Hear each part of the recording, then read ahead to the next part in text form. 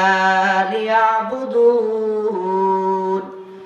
আমি আল্লাহ রাব্বুল আলামিন মানব এবং দানবকে বানিয়েছি একমাত্র তারা আমার ইবাদত করবে এই জন্য।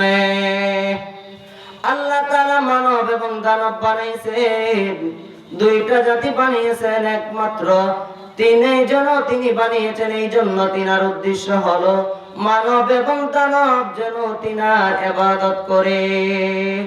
ইবাদতের জন্য আল্লাহ মানুষ বানাইছেন এবং আল্লাহ তাআলা এই দুইটা জাতির থেকে মরণের পরে তাদের থেকে হিসাব নিকাশ নেবেন।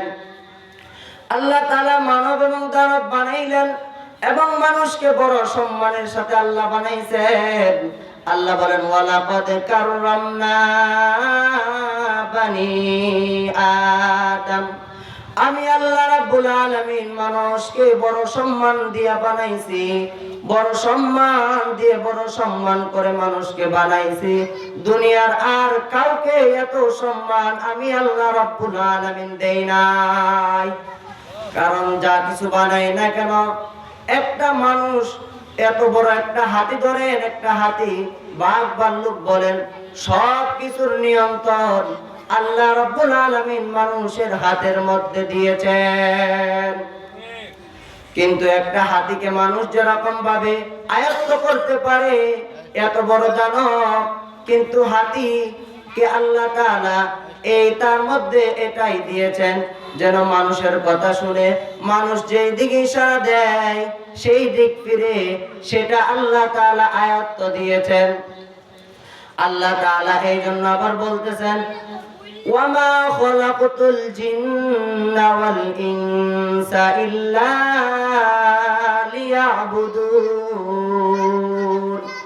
আমি মানুষ, জিন এবং দানব থেকে, মানুষ থেকে, দুইটা জাতি থেকে আমি হিসাব নিব তারা আমার ইবাদত করছে কিনা। এই জন্য দেখবেন জিনেরাও তারা নামাজ আদায় করে, তারা রোজা রাখে, তারাও ইসলামী মতে, শরীয়ত মতে তাদের জীবনটা পরিচালনা করে। এই দুইটা জাতিকে আল্লাহ তাআলা বানাইছেন আল্লাহর ইবাদতের জন্য। এবং আল্লাহ তাআলা বলতেছেন যে এই দুইটা থেকে আমি তাদের হিসাব নিকাশ নিব।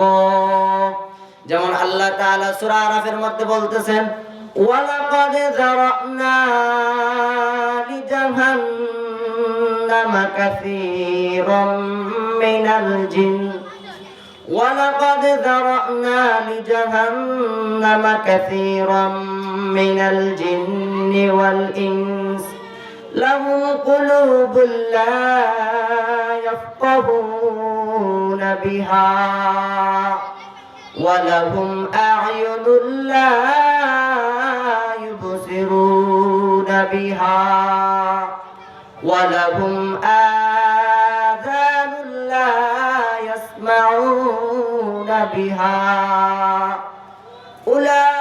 উলাইকা কাল আনআম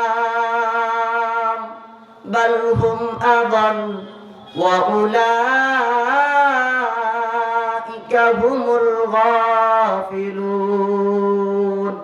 আল্লাহ তাআলা বলতেছেন ওয়ালাকাদ যারানা লিজাহান্নামা কাসীরাম মিনাল জিন। অধিকাংশ মানুষ এবং দানব, অধিকাংশ মানুষ এবং জিন তারা জাহান্নামের অধিবাসী হবে, তারা জাহান্নামের মধ্যে যাবে।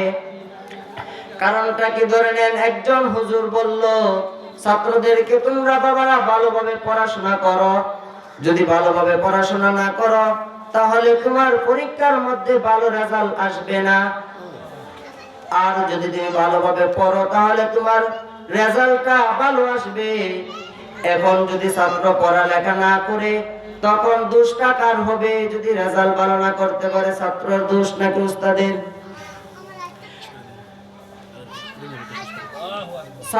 ছাত্রের রেজাল্টটা যদি খারাপ হয় তাহলে যেরকম ভাবে শিক্ষকের দোষ নাই, অনুরূপ ভাবে আল্লাহ তাআলা বলে দিয়েছেন যে তোমরা কি করো, ভালোভাবে যদি ইবাদত করো তাহলে আমি আল্লাহ তাআলা যে জান্নাত আছে সেই জান্নাতের মধ্যে তোমরা যাইতে পারবা। আর যদি খারাপ আমল